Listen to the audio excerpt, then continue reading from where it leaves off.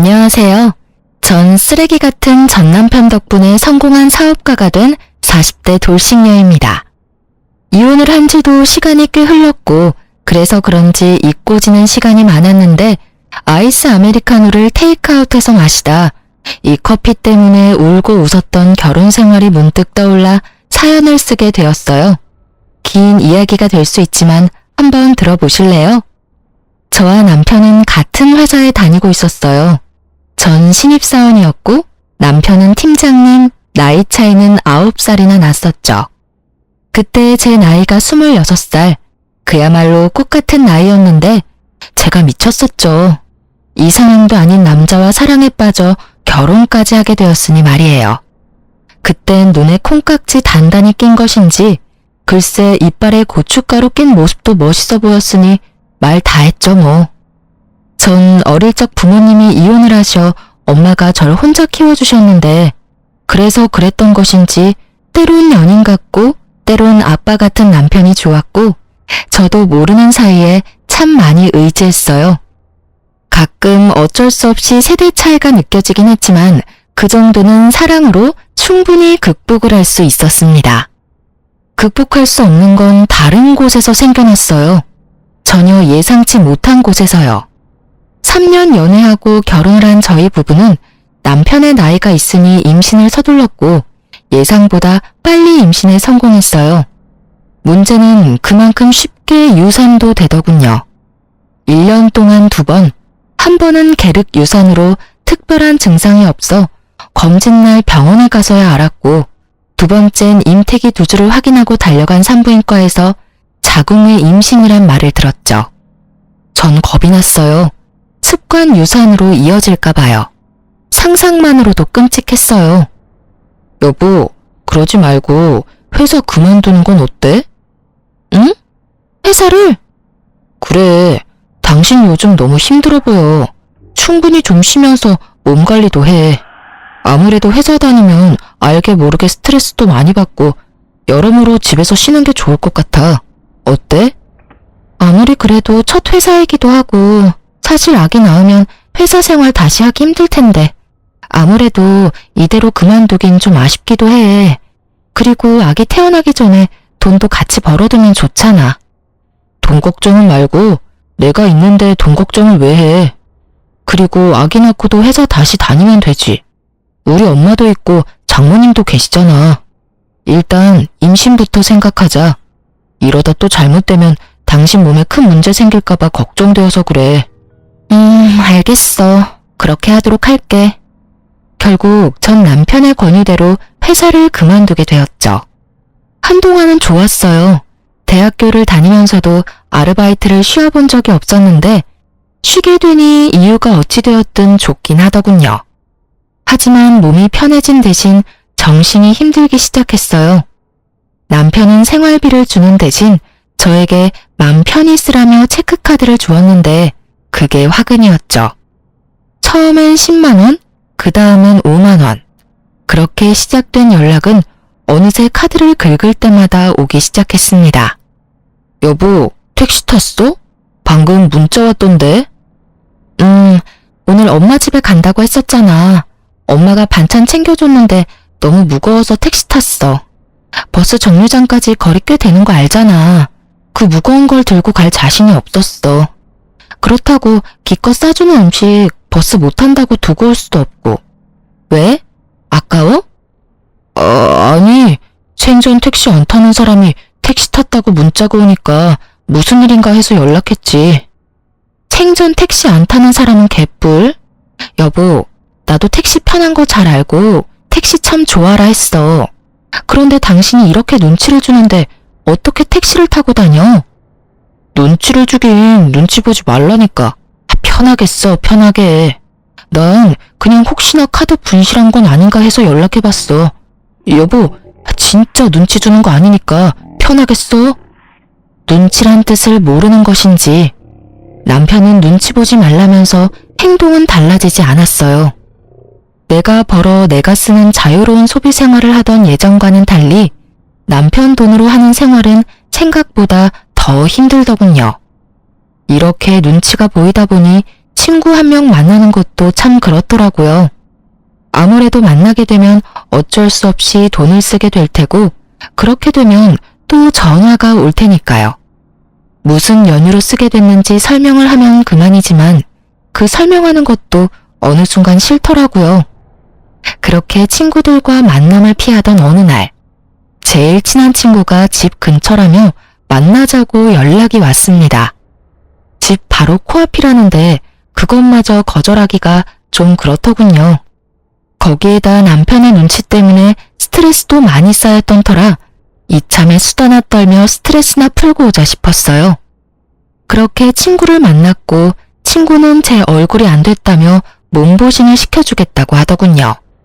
장어집에 왜 소고기까지 파는 것인지 친구는 장어의 소고기에 닥치는 대로 시켰고 계산할 때 보니 10만 원을 훌쩍 넘겼더라고요.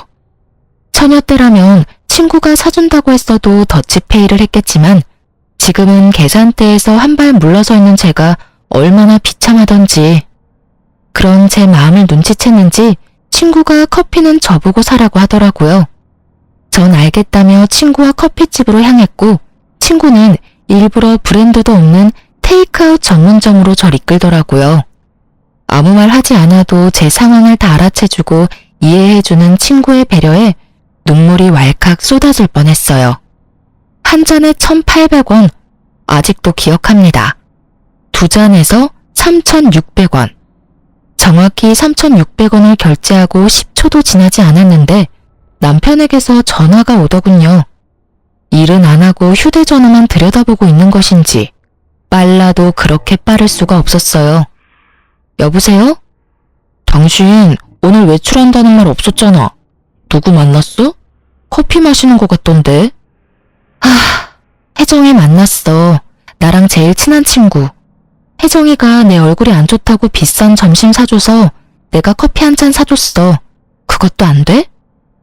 아니, 난 오늘 나간다는 말 없었는데 갑자기 승인 문자가 오니까 혹시나 해서. 그래, 좋은 시간 보내다 들어가. 그놈의 혹시나 해서. 정말 혹시나의 히읗자만 들어도 치가 떨리는 지경이었어요. 전 그날 결국 폭발을 해버렸고 남편이 돌아오자마자 분노의 랩을 쏟아냈어요. 나왔어. 오늘 재미있게 놀다 왔어? 재미? 재미? 당신 같으면 재미가 있었겠어? 아니, 재미는 있었지.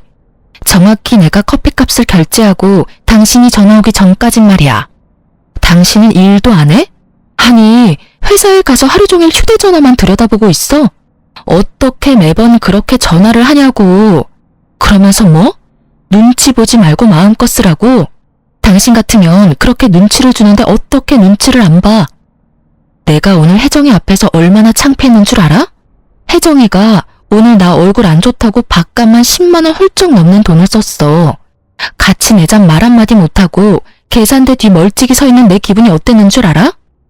그리고 나서 혜정이가 커피는 나보고 사라고 해서 커피집 갔는데 바로 코앞에 있던 스타땡땡은 쳐다도 안 보고 저렴한 커피집에 날 데리고 가더라. 혜정이가 왜 그랬겠어? 난 당신이 이런다고 말 한마디 한 적이 없는데 혜정이가 왜 그랬겠냐고. 여보, 진정 좀 해. 난 그런 뜻이 정말 아니고 혹시나 해서 전화를 했던 거야. 그놈의 혹시나. 혹시나 타령 좀 그만해. 아주 지긋지긋하다고. 카드가 분실될까봐 그렇게 걱정이면 차라리 나한테 현금을 줘. 그럼 내가 딱 쓸 만큼만 들고 다닐 테니까. 이게 도대체 뭐야? 나 이렇게 감시하고 돈으로 치사하게 굴려고 결혼하자고 했어? 이딴 식으로 눈치 주려고 회사까지 그만두라고 했냔 말이야. 전 그야말로 대성통곡을 했습니다. 너무 서러웠어요. 그간의 서러움이 폭발하고 나니 쉽게 진정이 되지 않더군요. 얼마나 울었는지 남편이 무릎까지 꿇고 싹싹 빌고 사정사정을 하는 모습에 가까스로 그쳤을 땐 목이 다 쉬어 목소리도 나오지 않았어요. 내가 진짜 미안해. 당신이 그렇게까지 생각할 거라고는 생각도 못했어. 난 정말 혹시나. 아니, 그게 사실은 갑자기 외벌이가 되니까 나도 모르게 불안했나 봐. 미안해.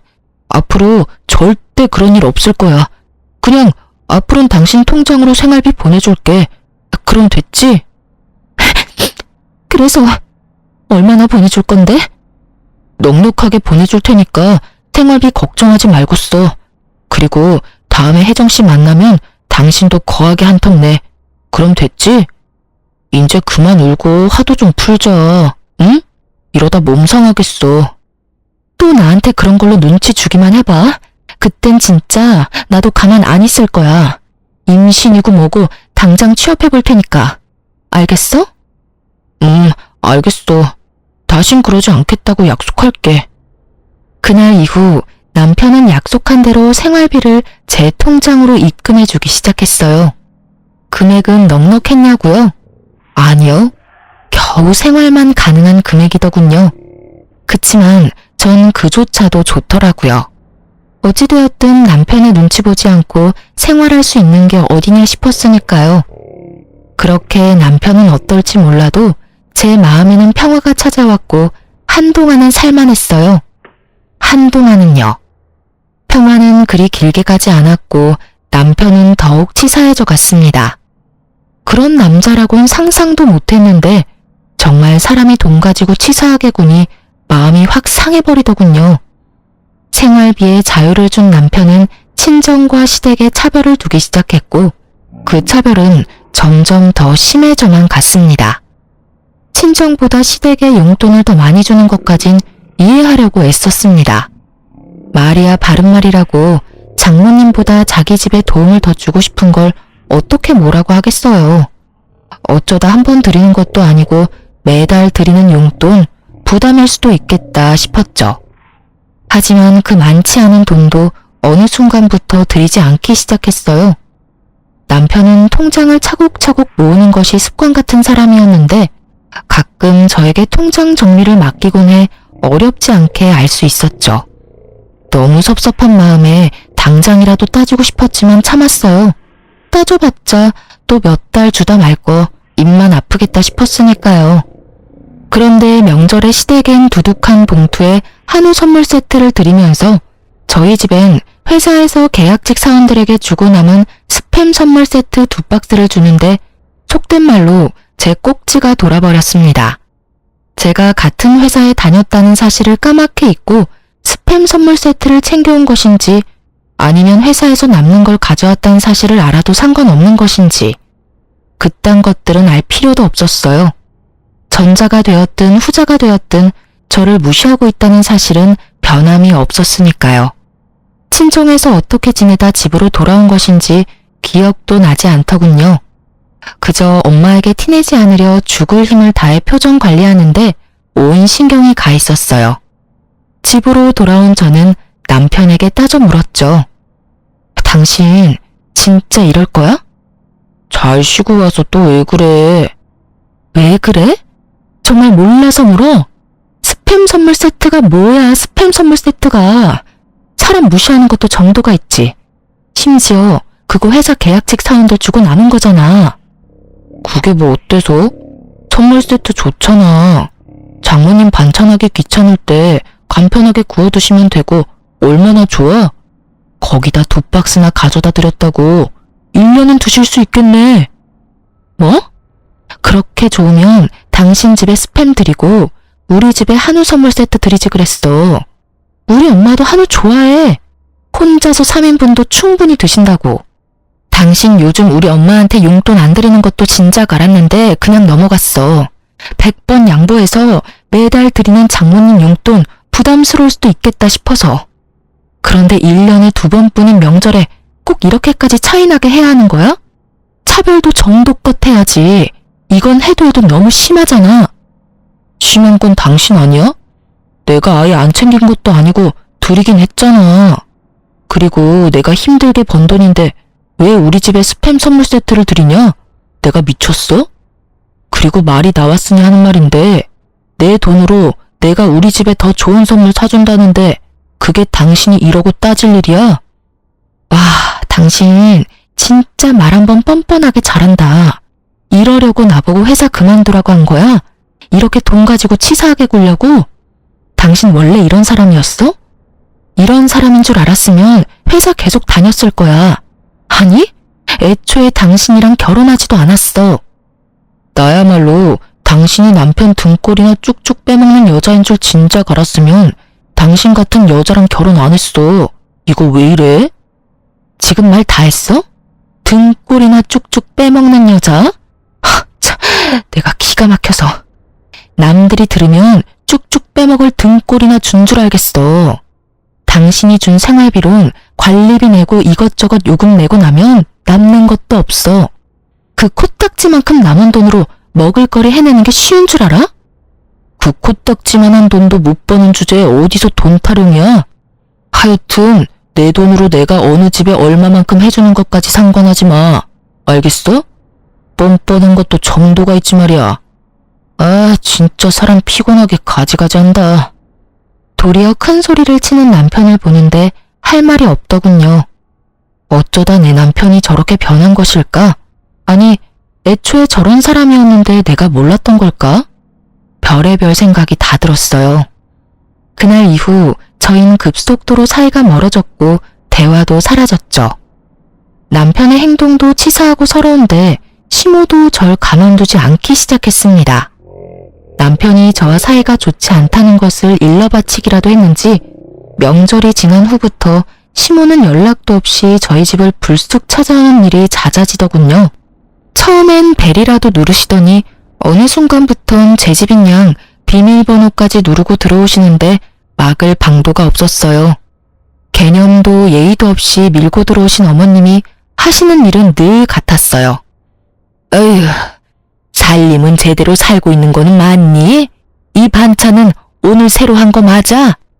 그날 먹을 양만큼만 만들고 밥상에 같은 반찬 올리는 일은 없도록 해라.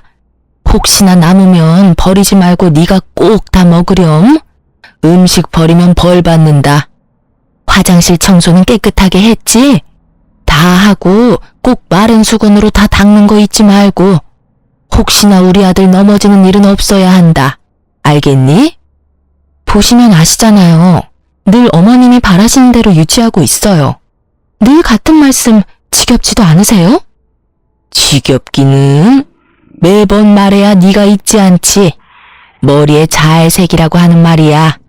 아참, 그리고 생활비는 낭비하지 말고 꼭 필요한 것만 사.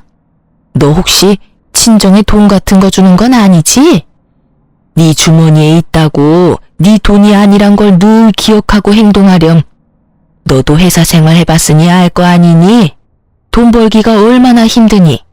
우리 아들은 네 생활비 주느라 밤낮 없이 일하는데 넌 집에서 놀면서 돈이나 펑펑 쓰고 그 팔자 참 부럽구나 부러워.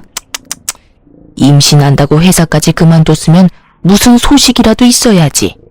임신도 못해 돈을 벌기는커녕 집구석에서 놀고 먹어. 우리 아들만 고생이구나. 그놈의 돈 버는 아들 유세. 정말 말로도 목을 조여올 수 있다는 걸 그때 알았습니다.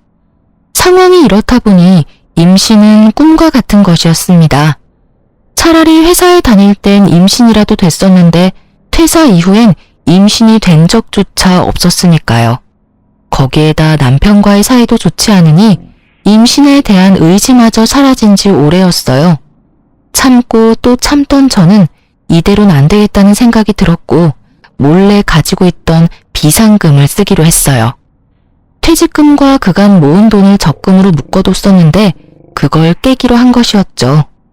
만기가 얼마 남지 않았지만 그깟 이자 좀 받겠다고 더 참았다간 명줄을 다 깎아먹을 판이었으니 더는 지체하지 않았어요. 전 적금을 깨고 바로 가정용 미싱을 구매했어요. 몇 날 며칠을 고민해본 결과 처녀 때부터 재봉틀로 이것저것 만드는 것을 좋아하고 잘했던 터라 뭘 만들어 팔자는 결론이 난 것이었죠.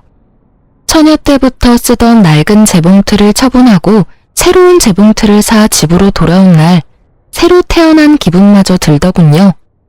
재봉틀 하나 샀을 뿐인데 이미 다 해낸 기분이 들어서 자신감이 생겨났어요. 그런 저를 보며 남편은 무시하며 콧방귀를 끼어댔지만 전 아랑곳하지 않고 남편에게 부탁을 했습니다. 그깟 재봉틀로 뭘 할 수 있다고? 괜한 돈 낭비하지 말고 그 돈으로 맛있는 거나 사 먹어. 그게 남는 거야. 아, 내 일에 관심 좀 꺼줘. 그리고 이왕 대화한 김에 한 가지만 부탁할게. 어머님께 당신이 우리 집에 좀 적당히 오라고 해줘. 나도 집에서 마냥 노는 거보단 뭐라도 하는 게 당신한테 더 좋지 않아? 혹시 알아? 내가 당신보다 더 많이 버는 날이 올지. 당신이 좋아하는 혹시 모르는 일이 일어날 수도 있는 거잖아. 그러니 힘겹게 마음먹은 사람 괜히 마음 들쑤시지 마시고 집에 좀 적당히 오시라고 해. 한동안 아예 안 오시면 좋고. 부탁할게. 아주 큰일 하신다. 큰일 하셔. 그래도 한 집안의 며느리라는 여자가 집에 시어머니도 못 오게 하면서까지 일한다고 이 난리를 피우고 말이야. 얼마나 큰 돈 벌지 두고 볼게. 그나마 그 기계값이라도 건지면 다행이라고 본다마는. 여러분은 그 욕을 아시나요? 그 손가락 욕이요. 지금 와서 하는 말이지만 남편이 저딴 말을 짓거릴 때마다 뒤통수에 대고 그 욕을 얼마나 했는지 몰라요. 하여튼 남편은 재차 콧방귀를 끼어댔지만 시모에게 말은 한 것 같았어요. 그날 이후 시모는 찾아오지 않았으니까요. 찾아오지 않는 대신 전화가 자주 오기 시작했지만 그쯤이야 견딜만 했죠. 그렇게 전 밤낮 없이 판매할 수 있는 제품을 만들어내는데 많은 시간을 보냈죠. 몇 달의 시간이 지나고 드디어 만족할 만한 상품을 만들어낸 저는 사업자 등록을 하고 온라인으로 판매를 하기 시작했어요. 첫 주문이 들어온 날 혼자 숨죽여 얼마나 울었는지 몰라요. 얼마 만에 벌어보는 돈인지 정말 첫 월급 탔을 때보다 훨씬 더 기쁘더라고요. 그렇게 첫 달 12만 원에서 시작한 제 매출은 8개월 차에 남편의 월급을 뛰어넘더라고요. 하루에 3시간 이상 자본 적이 없었고 재봉틀을 밟지 않을 땐 무조건 공부하고 연구한 결과가 운 좋게도 빠르게 나타나 주었습니다. 단골도 늘어나고 신규 회원 유입도 많아지니 그만큼 주문량도 늘어갔습니다. 그 덕분에 1년이 넘어가던 때에 전 적당한 사무실을 얻고 직원도 생기게 되었어요. 사업이 번창하는 대신 남편과는 더욱 멀어져만 갔고 시모의 폭언은 점점 선을 넘고 있었습니다.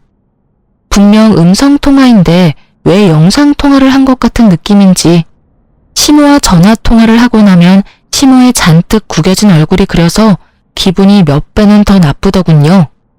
넌 도대체 뭐하고 돌아다니길래 연락도 안 받니? 저도 요즘 일하고 있다고 말씀드렸잖아요. 요즘 일이 좀 바빠져서 전화 못 받았어요. 참나, 누가 들으면 아주 큰 사업이라도 하는 줄 알겠다. 유세도 그런 유세가 또 없구나. 집구석에서 재봉틀질이나 해서 벌면 얼마나 번다고 그 난리야? 그리고 일하면 시애미 전화 받지 말란 법이라도 있니? 지금 그걸 변명이라고 하는 게야? 넌 도대체 친정에서 뭘 배워서 시집을 온 게야? 이따위로 굴 거면 당장 그거 때려치우거라. 어머님, 당장 때려치우면 저희 집 생활이 안 돼요. 어머님 잘난 아들이 생활비조차도 안 준 지 오래됐거든요. 남편은 제가 재봉틀을 사고 난 뒤부터 생활비를 줄이기 시작하더니 그마저도 주지 않은 지 오래되었고 전 더럽게 치사해서 별말 하지 않고 있었어요. 득달같이 화를 내던 시모도 제 말을 듣고선 어버버 하더니 전화를 끊어버리더군요. 네가 얼마나 돈을 펑펑 썼으면 내 아들이 생활비까지 끊었겠어? 이래서 집안엔 여자가 잘 들어와야 한다고 했거늘 남편을 잘 보필하길 하나 그렇다고 능력이 좋긴 하나 남들 다 낳는 애도 못 낳고 누굴 탓하겠니? 너 같은 것도 며느리라고 모시고 사는 내가 등신이지. 아이고 속 터져. 끊어라. 네 목소리 계속 듣고 있다간 화병으로 쓰러질 것 같으니. 누가 하고 싶은 말을 누가 하는 것인지. 상황이 이렇게 되니 정말 이젠 이혼해야 하나 싶더라고요. 능력 없고 남편을 사랑하던 예전과는 달리 지금은 혼자 살아갈 능력도 되고 무엇보다 남편을 이제 사랑하지 않으니까요.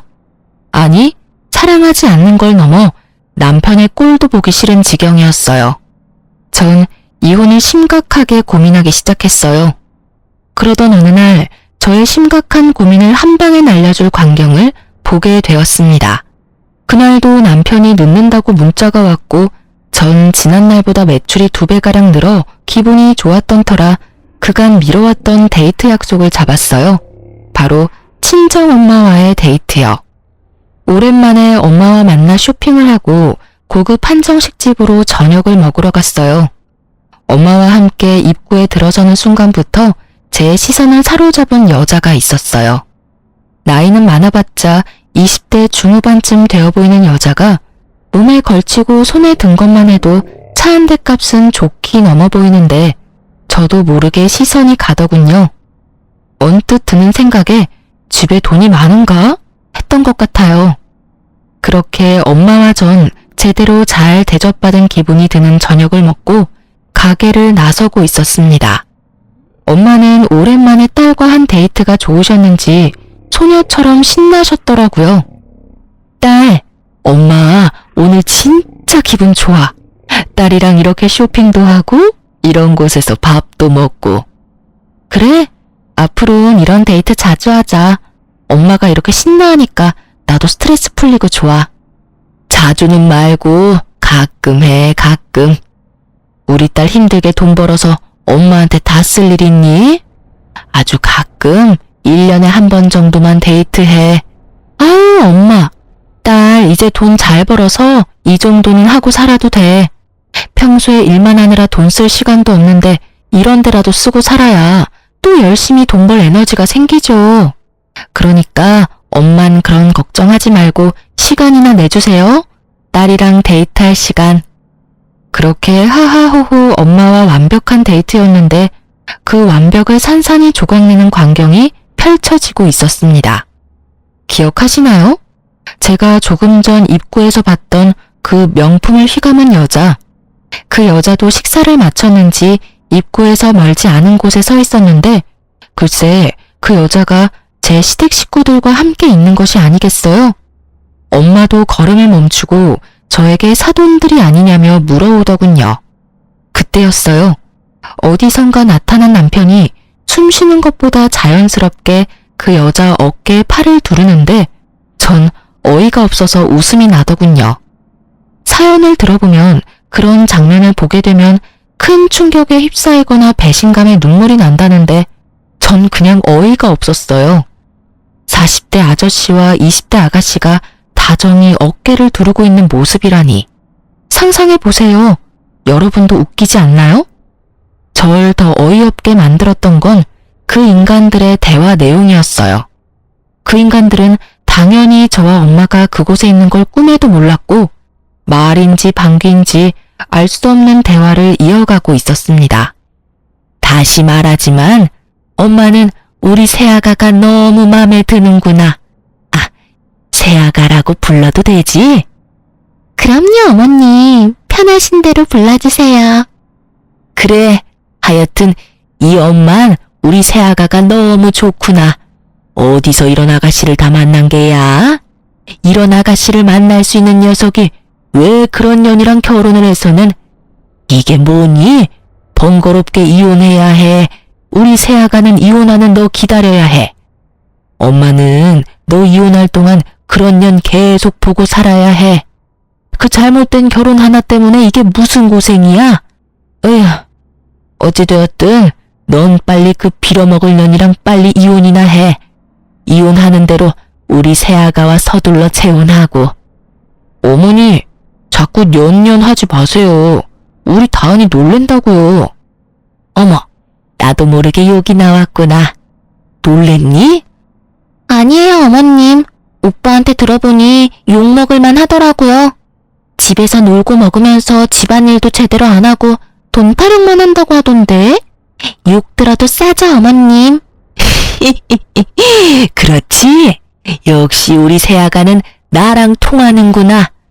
그래서 말인데, 새아가 넌 혹시 우리 아들이랑 결혼하면 회사는 어떻게 할 거니? 저요? 당연히 그만둬야죠. 뭐? 그만두고 집에서 오빠 내조나 하려고요. 오빠, 내가 내조 잘해줄 테니까 걱정하지 마. 집에 생활비도 안 줘도 돼. 우리 아빠가 나 시집 가도 주던 용돈은 계속 준다고 하셨거든. 오빠 월급은 오빠가 알아서 해. 난 아빠가 주는 용돈으로 충분하니까 말이야. 그래? 고마워 자기야. 역시 내가 여자 하나는 잘 골랐단 말이야. 말해 뭐하니? 세아가 우리 집에 와줘서 고맙구나. 상간녀의 말에 남편 놈과 시부 얼굴에 웃음꽃이 피더군요. 집에 돈 한 푼 들이지 않을 때부터 알아봤어야 했는데 제가 아니랬던 거죠. 설마 바람까지 피울 거란 생각조차 못했으니까요. 그것도 저렇게 젊은 여자와 바람을 피우다니 어떤 면에선 참 대단하다는 생각도 들더군요. 그 당시 남편 나이가 40이었는데 겉모습은 50대는 좋게 되어 보이는 노안 중의 노안이었거든요. 그런 남편에게 20대 여자가 꼬이다니. 나만큼이나 눈빛 여자가 있다는 사실에 놀랍기도 했어요. 제가 여러모로 감탄을 하고 있는 사이 이 모든 상황을 지켜보던 엄마는 당장이라도 누구 머리채라도 집어뜯을 기세로 팔을 걷어붙이기 시작하셨고 전 뜯어 말렸어요. 내 저것들을 그냥... 엄마, 잠시만 기다려봐. 뭘 기다려? 이런 건 현장 급습이 답이라고 이거사. 엄마, 현장 급습을 한다고 돈이 생겨 밥이 생겨? 기다려봐. 내가 다 알아서 할 테니까. 지나치게 차분한 저의 모습을 본 엄마는 의아해하시는 것도 잠시 저의 뜻을 따라주셨어요. 그렇게 완벽한 하루뿐 아니라 결혼 생활마저 산산조각난 저는 차분하게 복수를 준비했습니다. 사연에서만 듣던 흥신소, 그 흥신소 능력이 생각보다 더 좋더군요. 작업비를 넉넉하게 들였더니 생각보다 더 빠르게 탈탈 털어주시더라고요. 벌써 끝나셨나요? 뭐 길게 따라다닐 필요도 없던데요. 며칠 찍은 사진만으로도 충분하실 겁니다. 그리고 또 말씀드릴 것이 있는데 그 상간녀 말이에요. 부잣집 아가씨 아니던데요. 부잣집은커녕 고아의 술집 여자입니다. 빚도 엄청나게 많아서 여기저기에서 독촉이 장난 아니더라고요. 좀 더 조사해봐야 알겠지만 아마 남편 같은 남자한테 접근해서 돈 뜯어내고 잠적하는 게 그 여자 수법일 거예요. 이런 조사 한두 번도 아니고 척하면 척이거든요. 술집 여자가 부잣집 아가씨인 양 속이고 나이 많은 남자한테 접근하면 그 다음은 뻔하더라고요. 요즘도 이런 말 쓰는지 모르겠지만 꽃뱀이라고 하죠. 일단 지금까지 조사한 거 다 보내드릴 테니 다시 한번 확인해 보세요, 사모님. 전화를 끊고 얼마나 웃었는지 모릅니다. 꽃뱀이라니, 이 얼마나 통쾌한 단어인가요? 상간녀가 부잣집 아가씨인 줄 알고 입이 귀에 걸리던 그 인간들의 얼굴이 떠오르며 그야말로 눈물 쏙 빠지게 웃었어요.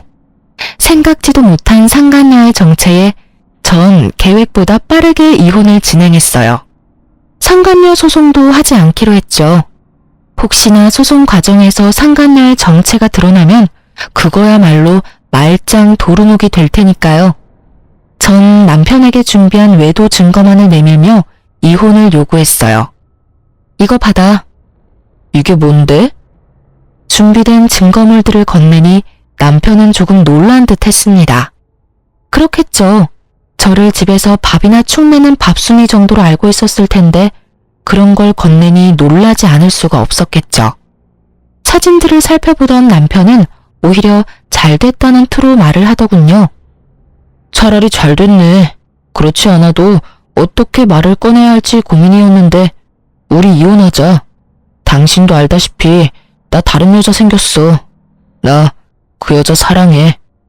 그렇겠지. 사진으로 보니까 죽고 못 사는 사랑이던데. 당연히 이혼해줘야지. 정말? 정말 나랑 이렇게 쉽게 이혼해준다고? 그럼 내가 울고불고 매달리면서 이혼 못한다고 할 줄 알았어? 그건 아닌데. 하여튼 그래서 바로 이혼해준다고? 말을 더듬는 꼴을 보니 그럴 것이라 예상했던 모양이더라고요. 하긴 저에게 관심이 정말 하나도 없으니 그렇게 생각하는 것도 무리는 아니란 생각이 들었어요. 자기만 잘난 줄 아는 남편놈에게 당장이라도 제 수입을 확 까보이며 저 콧대를 확 눌러주고 싶었지만 이혼할 마당에 긁어부스럼 만들 것 없으니 꾹 참고 말했어요. 그 대신 조건이 있어. 조건이 뭔데? 이 집 나한테 넘기고 당장 나가. 뭐? 이 집을 달란 말이야? 당신 지금 조용하고 빠르게 이혼하고 싶을 거 아니야. 조사해보니까 이 여자 걸치고 들고 있는 것만 해도 차 한 대 값은 우습게 넘더라? 아주 잘 물었던데? 그런 여자가 당신 같은 유부남 좋다고 할 때 빨리 정리하고 재혼해야 하는 거 아니야? 그건 그렇지만 집은 너무하잖아.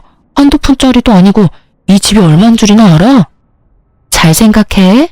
난 당신이 이 집 주지 않으면 있는 힘껏 지저분하게 굴어서 그 여자도 당신도 지긋지긋해서 치를 떨게 만들어줄 자신 있어. 뭐 그러다 보면 회사에 소문도 퍼질 테고. 계산 빠른 당신이라면 이미 타산 나왔을 텐데. 어때?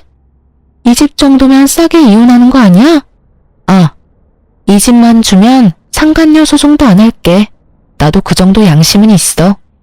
남편은 잠시 고민하는 듯 하더니 이내 알겠다고 하더군요. 집 명의 이전을 하고 이혼을 마무리하던 날, 전 정말 쾌재를 불렀습니다. 이혼한다고 하면 다들 안쓰럽게들 보던데 전 정말 새로 태어난 기분이었어요.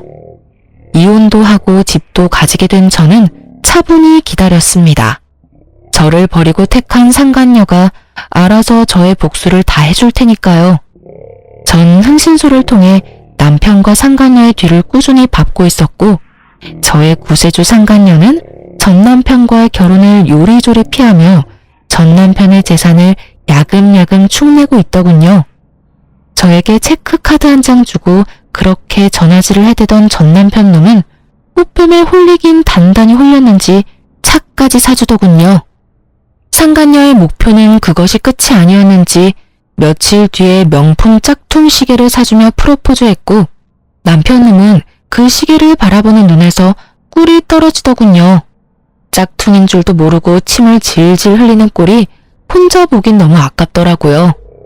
하여튼 짝퉁 시계 프로포즈 받고 완전 정신을 놓아버린 전 남편은 큰 돈을 현금으로 뽑아 상간녀에게 전해줬고, 그것이 두 사람이 함께하는 마지막 사진이었어요. 전 남편에게 큰 돈을 받은 상간녀는 그 돈으로 빚을 갚고 지방으로 잠적해버렸고, 전 남편은 그야말로 폐인이 되어버리더군요. 모르긴 몰라도 차에 돈다발까지 갖다 바쳤으니 그 대출금만 해도 어마어마했겠죠?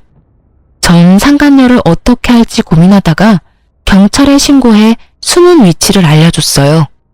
전 남편만 아니라 사기당한 사람이 한두 사람이 아니란 걸 알고 있었던 터라 그냥 넘길 순 없었거든요.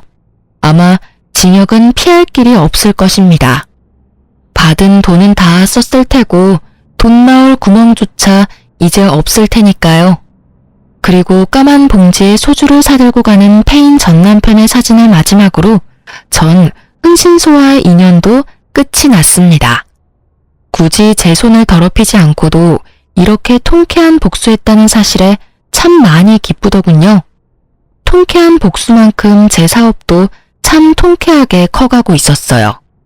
전 남편이 나락으로 가는 사이 작은 파우치로 시작했던 제 사업은 어느새 의류도 제작하기 시작했어요. 사업이 번창하기 시작하니 어느새 전 공장까지 돌리는 사장님이 되어 있더군요. 워낙 기술이 좋으신 어르신들이 입사해 주신 덕분에 좋은 퀄리티의 의류를 완성할 수 있었고 꾸준히 매출이 상승해 주었습니다. 그렇게 전 오래 꿈꿔왔던 일을 이룰 수 있게 되었어요. 바로 절 혼자 키우느라 고생이 많으셨던 엄마에게 집을 장만해 드리는 일이요. 정말 그런 날이 오면 좋겠다 하고 꿈만 꿨었는데 이런 날이 오다니 행복하더군요. 전 조금이라도 괜찮은 집을 찾아보려 발품을 팔고 다녔고 그날도 아침 일찍 중개사분을 만나 집을 돌아보고 있었어요. 공장으로 출근을 해서 저도 제작을 하고 있던 터라 아침밖에 시간이 되지 않았죠. 중개사분과 인사를 나누고 엘리베이터를 탔는데 그곳에 생각지도 못한 인물이 있더군요. 그 인물은 바로 청소부 옷을 입은 전시모였습니다. 청소 도구들에 둘러싸인 전시모를 보는데 전 꿈인가 싶었어요. 하지만 저를 발견한 전시모가 호들갑을 떨며 아는 척을 해오는데 아, 현실이구나 싶더군요. 어머, 얘, 너 여기 웬일이니? 너 여기 사니? 아니요, 그건 아닌데 볼 일이 좀 있어서요. 순간 자신이 청소부 옷을 입고 있다는 사실마저 잊은 것인지 호들갑을 떨며 아는 척을 해오던 전시모는 아래 위로 훑는 제 시선에 멋쩍은 듯 묻지도 않은 사연을 줄줄 뱉어내기 시작했습니다.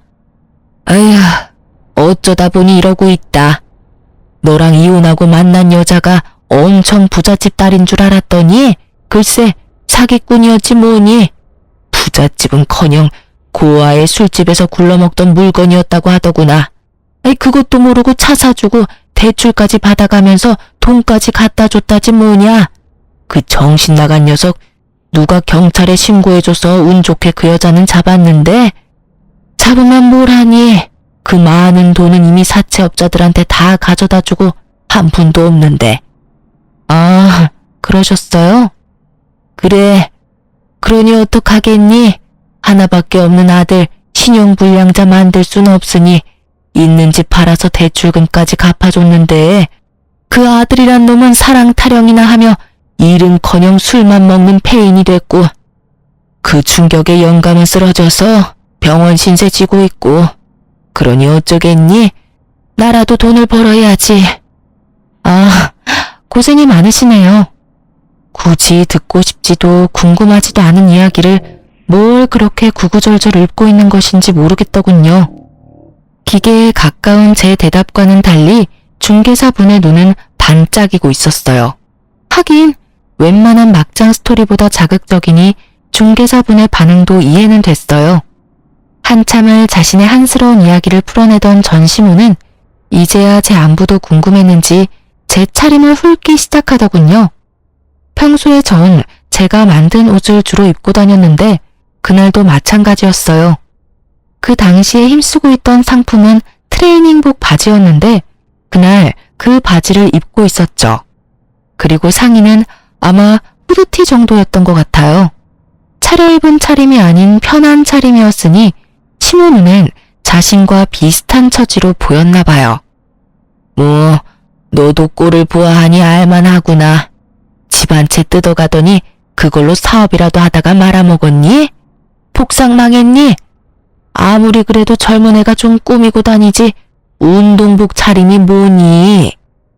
망했냐며 물어보는 전시모의 미소가 얼마나 역겹고 더럽던지. 자신의 꼴이 그러하니 저도 망해야만 한다는 그 심보가 참 알만하더군요.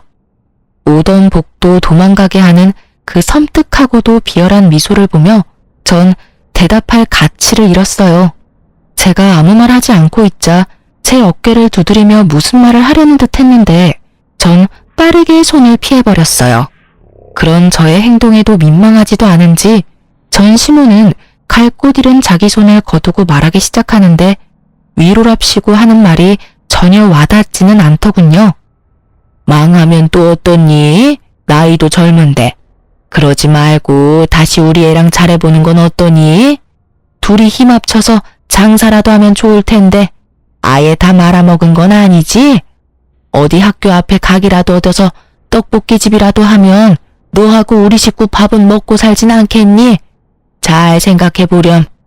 그나저나 넌 여기 무슨 일이니? 이 아침부터. 전 다시 우리 애랑 잘해보는 건 어떠니에서부터 전시모의 뻔뻔함에 잠시 정신줄이 나가버렸고 그저 멍하니 전시모를 보고 있었어요. 제가 아무런 말도 하지 않고 있자 돌아가는 상황을 대충 알아챈 중개사분이 나서주시더라고요. 아유, 여기 엘리베이터는 왜 이렇게 느려? 그렇죠, 사장님? 아, 네? 네. 좀 그렇네요. 느리기도 느린데 로열층까지 올라가느라 더 그렇네요. 이제 거의 다 왔어요. 그나저나 나이도 젊은 것 같은데 그 나이에 어떻게 이런 집을 다 사신대요? 대출 하나 없이 사신다고 하셨죠? 정말 대단하시다. 일전에 언뜻 통화하는 거 들으니까 공장도 크게 하시는 것 같은데 그 나이에 성공한 사업가라 정말 대단하네요. 거기에다 효녀라니 이 집 엄마 사준다고 했었죠? 굳이 제 사정을 풀어서 이야기해주는 중개사분을 보니 어떤 의도인지 알 것 같아 감사한 마음으로 장단을 좀 맞추기로 했어요. 네, 저 키우느라 고생만 하셔서 노후에 좋은 곳에서 사셨으면 해서요. 운 좋게 사업이 잘 돼서 지금은 돈 걱정 없이 집도 보러 다닐 수 있게 됐네요.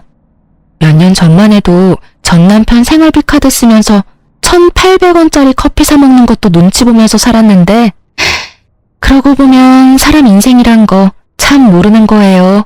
그렇지 않나요? 네? 1,800원 쓰는 것도 눈치를 줬다고요? 어휴, 뭐 그런 놈이 다 있어요? 이혼 잘하셨네. 그런 놈이랑은 더 살아봤자 뻔하다고요. 마누라한테 아낀 돈으로 나가서 엄한 여자 배나 불려주다가 뒤통수 제대로 맞고 폐인되는 거 안 봐도 뻔한 결과라고요. 조강지쳐 버리고 잘 되는 놈을 본 적이 없어요, 내가. 하여튼 사장님 엄마 부럽네, 부러워. 우리 딸은 뭐 하나 몰라.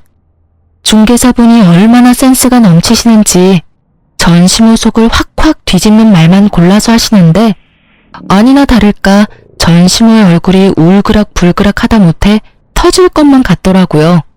그 순간 엘리베이터는 경쾌한 효과음을 내며 문이 열렸고 저와 중개사분은 승리의 미소를 지으며 엘리베이터에서 내리려고 할 때였어요. 얼굴을 붉히고 서 있던 시모는 이대로 저를 놓치면 안 되겠다 싶었는지 저의 옷을 꽉 붙잡고 아무 말 대잔치를 하기 시작하더군요. 예, 내 말 좀 들어보고 가라. 왜 이러세요? 이거 좀 놔요. 예, 나 좀 살려다오. 나 이렇게 더는 못 살겠어. 그러니 네가 날 좀 살려다오. 제가 왜요? 그래도 우리가 한때는 가족이었잖니. 다시 우리 아들이랑 합쳐라. 이런 이야기는 하지 않으마.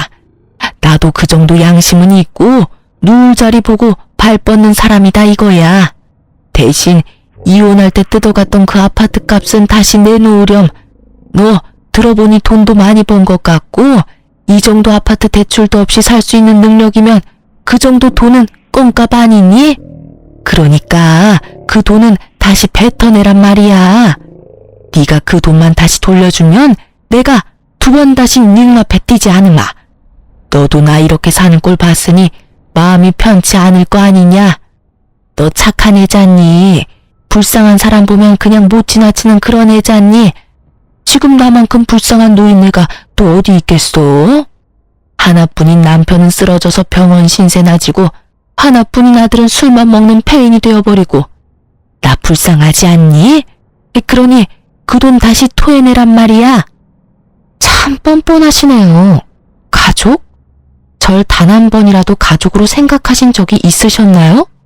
제 기억엔 단 한순간도 그런 적이 없었는데 이제 와서 가족 타령이라뇨. 그리고 지금 그쪽 모습 하나도 안 불쌍해요. 너무 잘 어울리셔서 깜짝 놀랐는걸요? 그러니 천직이다 생각하시고 부지런히 일하세요. 전 제 돈 드릴 생각은 전혀 없으니까요. 그 돈이 왜 네 거야? 엄연히 우리 아들 돈으로 산 아파트였는데. 네가 우리 아들한테 협박해서 뺏어간 거 누가 모를 줄 알아? 내놔. 내놓으라고. 내가 너 그 돈 줄 때까지 괴롭힐 거야. 내가 그 돈 꼭 받아내고야 말 거라고. 아니다. 아가, 내가 미쳤었나 봐. 방금 전에 내가 한 말은 있거라. 아가야, 그러지 말고 한 번만 도와주면 안 되겠니? 그 돈 다 주는 게 싫으면 그 반만 줘도 된단다. 아니, 그 반에 반이라도 괜찮아. 심지어 정신이 오락가락하는 전시물을 보고 있는데 이대로 있다간 정말 큰일 나겠다 싶더군요. 전 전시물 손을 획 뿌리치며 엘리베이터를 벗어났어요.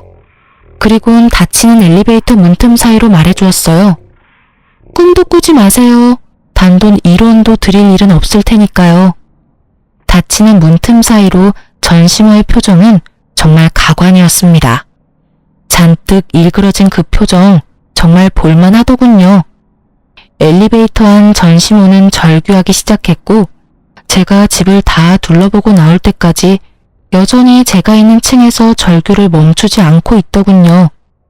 그 덕분에 중개사분과 전 계단으로 내려오게 되었지만 내려오는 내내 웃음이 떠나지 않았습니다.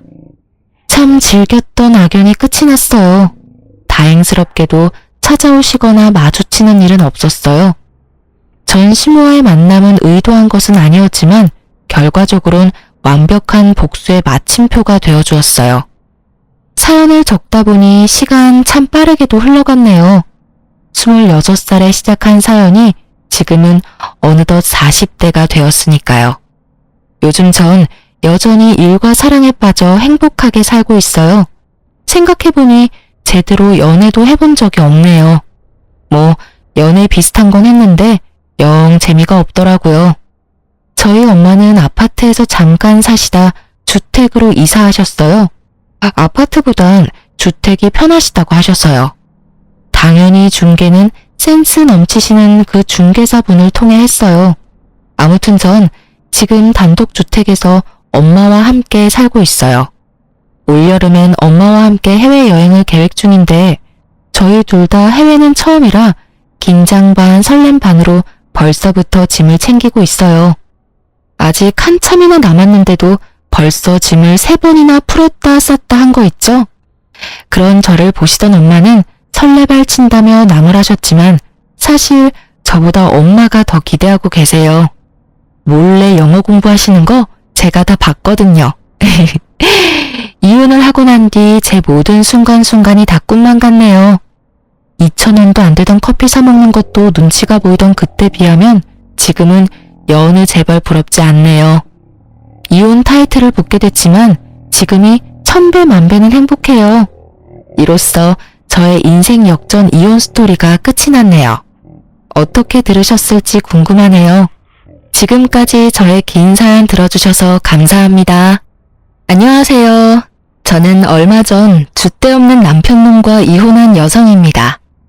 생각보다 참을성 많은 제가 이혼에 이르게 된 과정을 이렇게 이야기하는 건 저 나름대로 이 이혼의 종지부를 찍고 싶기 때문이에요. 사실 여전히 저는 이 남편 때문에 얻은 남성 불신 때문에 너무도 고생하고 있는 중이거든요. 이혼만 하면 다 잊고 정말 혼자, 아니 애랑 둘이서 잘 살 줄 알았는데 그것이 그리 쉬운 일이 아니더군요. 이제는 이미 끝난 일인데도 여전히 저를 괴롭히고 있거든요. 아무것도 하지 않고 멍하니 있을 때나 가끔씩 아이가 아빠에 대한 이야기를 할 때면 생각만으로도 우라통이 터져서 미쳐버릴 것 같아서요. 친구에게 이야기했더니 차라리 다 털어놓으면 마음이 편해지지 않겠냐는 생각으로 사연 글을 써봅니다. 저와 남편은 같은 직장에서 일하는 동료로 만나서 결혼했어요. 동갑이었기 때문에 제가 실제적으로는 더 오랫동안 회사에서 근무를 하고 있는 상황이었고 남편은 저희 회사에 들어오기 전에 벌써 2군데 회사를 거쳐 들어온 상황이었어요. 남편은 느긋하고 쾌활한 성격의 분위기 메이커였어요. 옆에 있기만 해도 주변 사람들이 즐거워했으니까요. 그렇지만 일을 잘했냐고 물어본다면 글쎄요 라는 답밖에 못할 정도로 일은 못했어요. 제가 옆에서 봤을 때는 못한다기보다는 따분해하고 금방 흥미를 잃을 것 같다는 느낌이 더 컸죠. 당시에는 젊은 사람에게 회사라는 게 다 그런 거라고 생각했기에 별로 큰 문제 삼지 않았어요. 하지만 지금 돌이켜보면 남편은 한 가지에 진득하게 붙어서 집중할 수 있는 사람은 아니었어요. 처음에 말한 그대로 줏대가 없는 사람이었거든요. 그래도 같이 있으면 즐거운 사람이었기에 남편이 제게 고백을 하고 청혼까지 했을 때는 당연히 받아들였어요.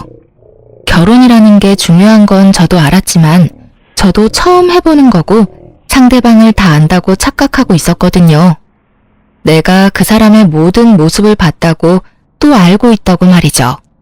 그렇게 맹신했던 대가는 결혼 후에 모두 지불하게 됐죠.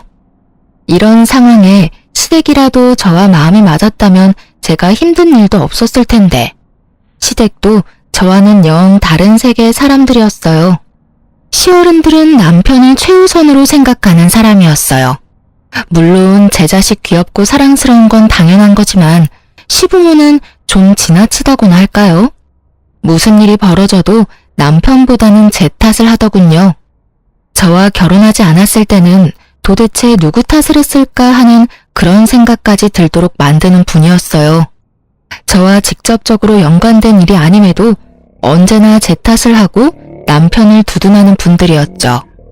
게다가 무엇보다 맞벌이를 그다지 좋아하지 않으셨고 그 시간에 제가 남편을 내조하고 육아를 해주길 바라는 분들이었어요. 하지만 그럴 수는 없었죠. 두 사람이 벌어도 수도권에서 살면 모자라게 되어 있거든요. 저희 친정이나 시댁은 고만고만한 데다가 저랑 남편 직장도 그리 좋은 곳은 아니라 많이 벌지도 못했으니까요.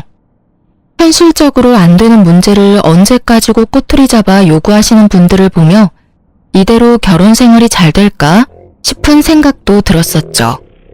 그리고 그런 고민에 확신을 더해주게 된 사건이 벌어졌어요. 결혼 후 4년 차에 일어난 일이었죠.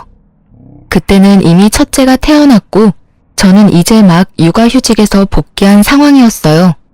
그런데 남편이 갑자기 며칠째 저한테 그런 소리를 하더군요. 당신은 내가 이 직장보다 더 좋은 곳에 갈 수 있을 거라고 생각하지 않아? 그게 무슨 말이야?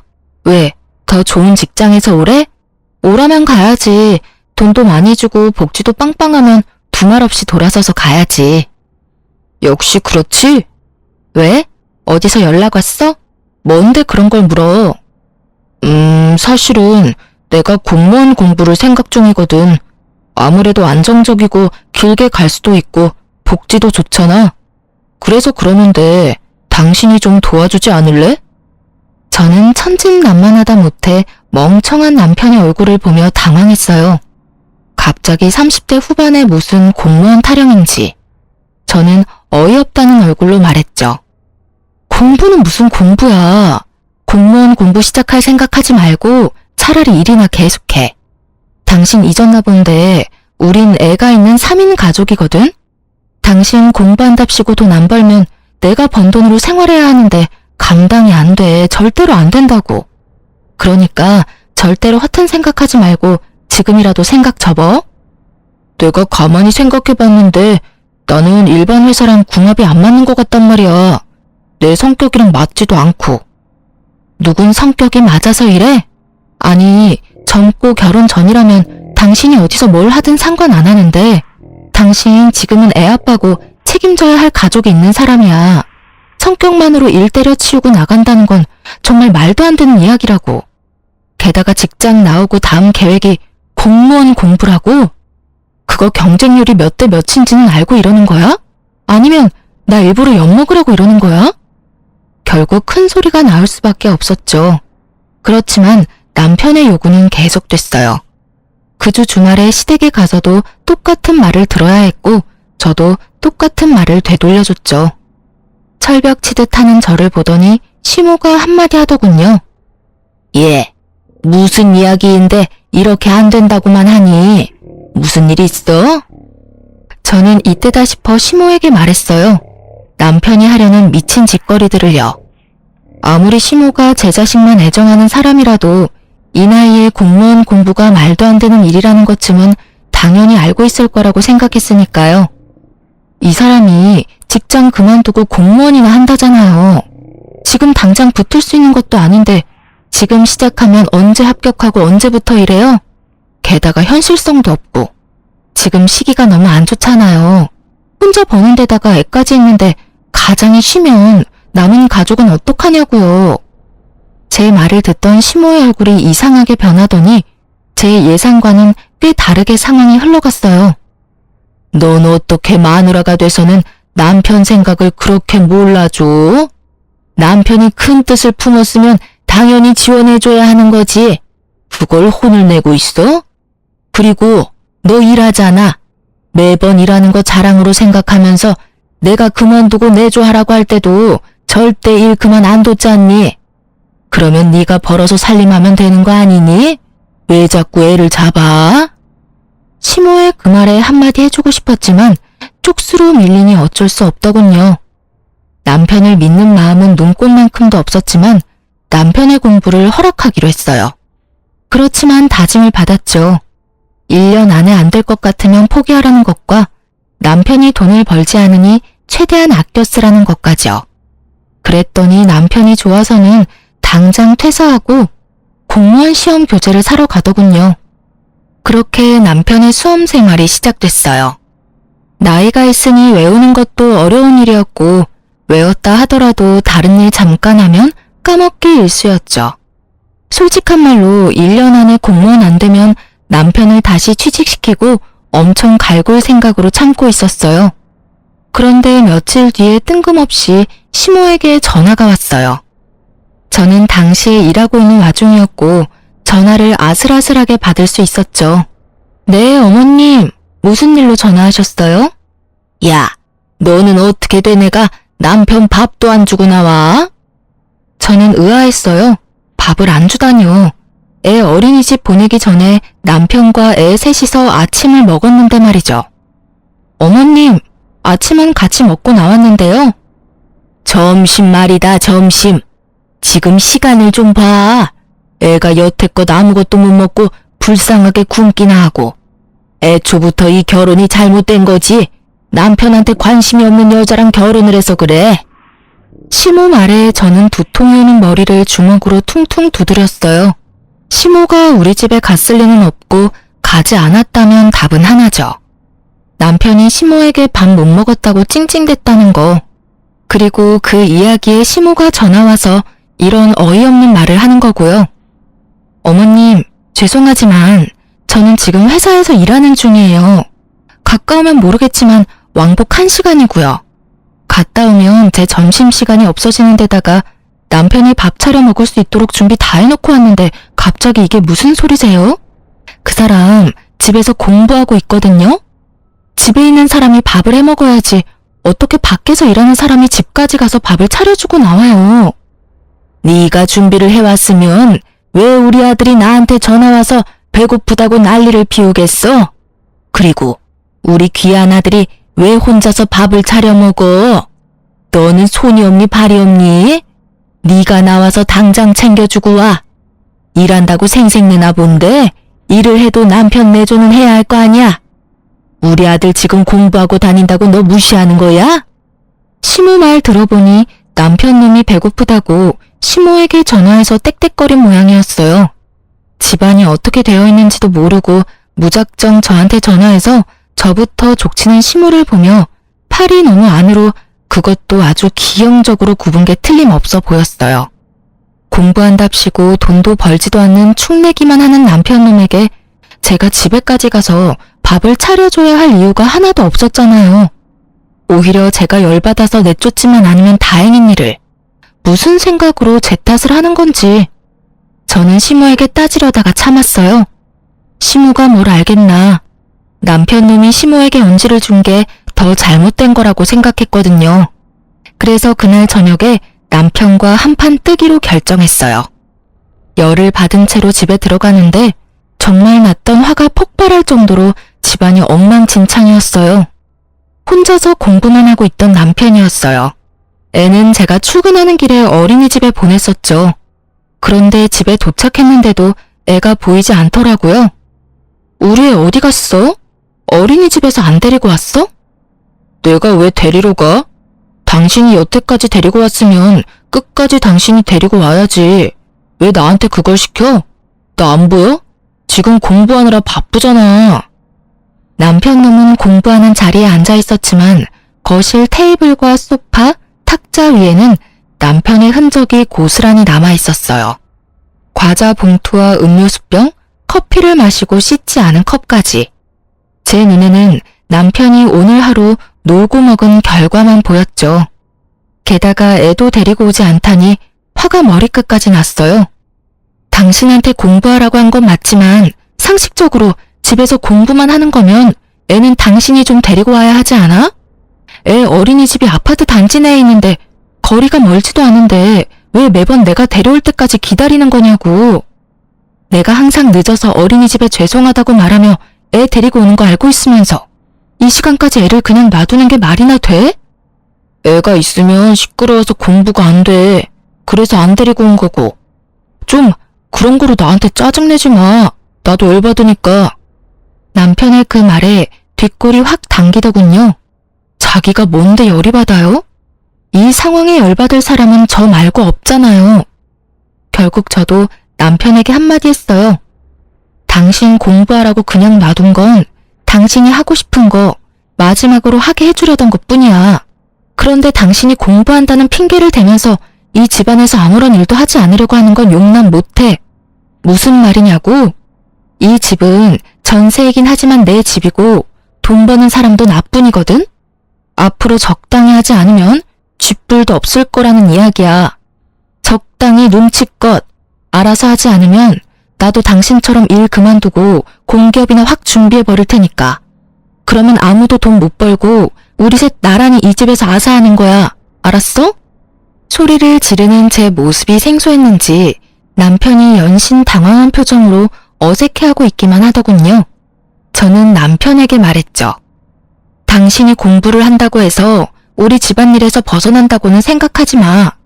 진짜로 그렇게 생각하고 있는 거면 당신이랑 내가 왜 같이 살아? 부부는 함께 사는 사이지 한 사람이 희생하는 관계는 아니잖아. 나한테 이 짐 저 짐 다 얹어두고 싶으면 차라리 한마디만 해. 바로 이혼하자고. 이혼 안 할 거면 당신도 어느 정도 희생해. 지금 현재도 나만 희생하고 있는 거 알고는 있지?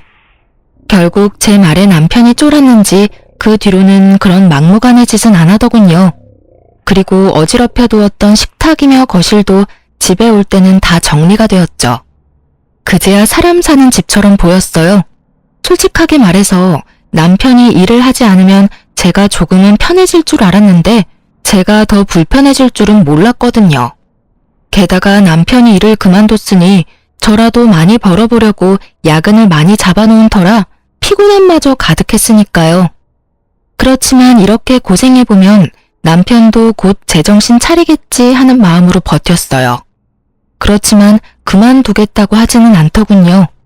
오히려 더 오기가 생긴 것처럼 예전보다 더 열심히 하더군요. 그래, 뭐 이것도 괜찮겠다 싶었어요. 차라리 진짜 공무원이 되면 제가 힘든 일이 없어지게 될지도 모르니까요. 그런 생각으로 남편을 놔뒀어요. 다만 그 이후로는 일하지 않으면 사람 대접을 하지 않겠다고 하니 남편이 설거지며 아이 등 하원은 시켜주더군요. 이때가 가장 평온했고 별일 없는 날들이었던 것 같아요. 그 뒤에는 제 상상을 초월하는 일이 벌어졌거든요. 얌전히 공부만 하고 있을 거라 생각했던 남편이 어느 날은 제게 슬며시 다가와 한마디 툭 꺼내더군요. 나 직장 생활은 내 체질에 안 맞는 것 같아. 특히 다른 사람 밑에서 일하는 게 힘든데 다른 회사의 직원으로 가든 공무원으로 가든 내 위로는 다 내가 고개 숙일 사람밖에 없으니까.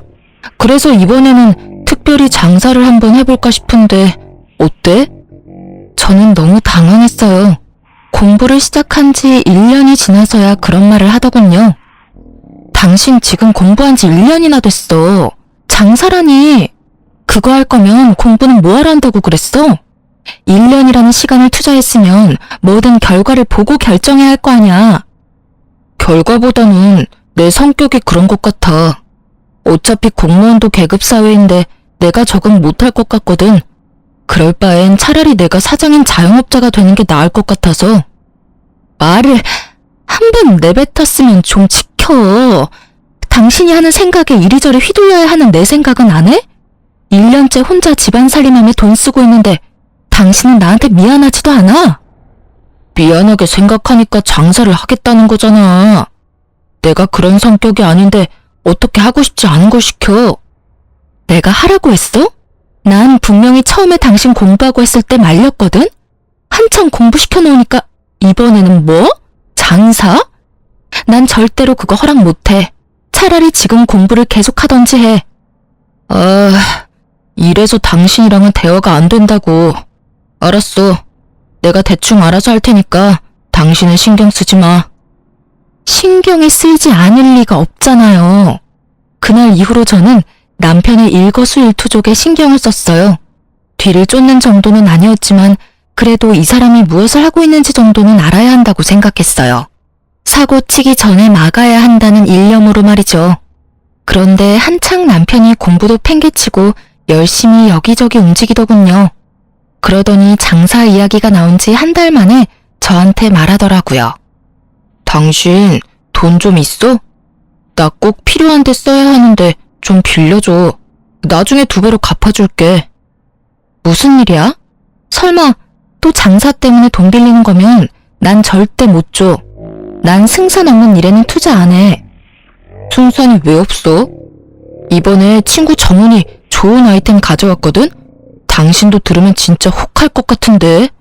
지금 가게 리모델링에 돈이 좀 쪼들려서 그래. 당신이 좀만 도와주면 안 될까? 장사하는 거면 돈 안 준다고 했지. 그리고 벌써 일 다 버렸잖아. 게다가 동업? 그리고 리모델링이면 이미 가게가 들어섰다는 건데 가게 세울 돈은 어디서 났어? 내가 받은 퇴직금 좀 넣었지. 그리고 모아뒀던 돈도 넣었고. 저는 제 귀를 의심할 수밖에 없었어요. 남편이 가지고 있던 돈을 다 털어넣었다는 말이었거든요. 모으고 있던 돈과 퇴직금까지 털어낸 남편은 정말로 빈털털이었어요. 그런 남편이 제게 돈을 더 요구하니 속이 터졌죠. 그 가게가 어떤 가게인지는 모르지만 일단 저는 제 인생에만 집중하기로 했어요. 그 말은 돈을 빌려주지 않았다는 뜻이죠. 제가 돈을 빌려주지 않으니 남편 놈이 아주 열받는다는 표정으로 저한테 눈으로 욕을 마구마구 하더라고요. 그러나 더 이상 달라고 요구하지 않고 사라졌어요. 저는 남편이 어디로 갔는지 알 수 없었지만 어디든 제발 제정신 차릴 수 있는 곳에 가길 바랬어요. 그리고 한 달 정도 지났을 때 시모가 제게 전화를 했어요. 네, 어머님. 어쩐 일로 전화하셨어요? 너 얼마 전에 빌려간 4천만 원은 언제 갚을 거니? 돈을 갚으라고요? 금시초문인 일이었죠. 저는 시모에게 돈을 빌린 적이 한 번도 없었거든요. 게다가 4천만 원은 큰 돈이었죠. 그래, 네가 우리 아들 시켜서 돈 가져갔잖아. 이번에 전세 계약할 때 집주인이 4천만 원 올려받게 됐다면서? 저는 그런 말을 한 적이 없었거든요. 어머님, 혹시 그 돈을 준 계좌는 그 사람 계좌인가요? 그래, 아들 앞으로 보냈다. 몇 달 있다가 이자까지 쳐서 보내준다고 했잖니. 그런데 가만히 생각해보니까 그렇게 큰 돈을 그냥 빌려준 게 좀 그래서 말이야. 와서 차용증이라도 써야 할 것 같아서. 시간 되면 아들이랑 집에 좀 오거라. 그제야 저는 지끈거리는 관자놀이를 열심히 주물러댔어요. 저한테 돈이 필요하다며 찡얼거리던 남편놈이 시모에게 제 이름 팔아서 돈을 빌렸더군요. 게다가 시모는 그 돈을 덥석 줘놓고는 저한테 돈이라도 떼일까 싶어 뒤늦게 차용증을 쓰자고 말하는 거였고요. 저는 일단 시모에게 진실을 알려줬어요. 어머님, 그 돈 남편 계좌로 줬으니까 아시겠지만 저는 이 상황에 대해 아는 게 없어요. 그리고 전세는 아직 재계약 이야기도 안 나왔고 집주인에게 연락도 없었거든요. 제 명의로 계약했으니 연락도 저한테 올 텐데 그럴 기미도 없어요. 그럴 시기도 아니고. 게다가 저는 그 돈 구경도 못했어요. 돈이 어디로 갔는지 알고 싶으면 남편에게 물어보세요. 뭐? 그럼 우리 아들이 나한테 거짓말을 하고 그 큰 돈을 가져갔다고? 말이 되는 소리니? 걔가 뭐 때문에 그런 짓을 하겠어? 너 설마 아들이랑 나 사이 이간질하려고 그러는 거니? 바빠서 그럴 틈도 없어요. 어쨌든 남편 오면 물어보세요. 그렇게 이야기하다가 아차 싶었죠. 혹시 남편이 또 시모에게 거짓말하면 어쩌나 싶은 생각에 말했어요. 혹시 모르니까 오늘 저녁에 제가 남편 데리고 시댁 갈게요. 어머님은 기다리고 계세요. 저는 그날 저녁 남편이 들어오자마자 시댁으로 향했어요. 그리고 시모 앞에서 남편에게 물었죠.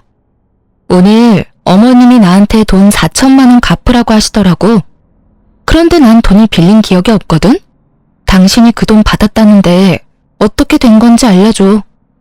그래, 아들아, 뭔가 잘못된 거지?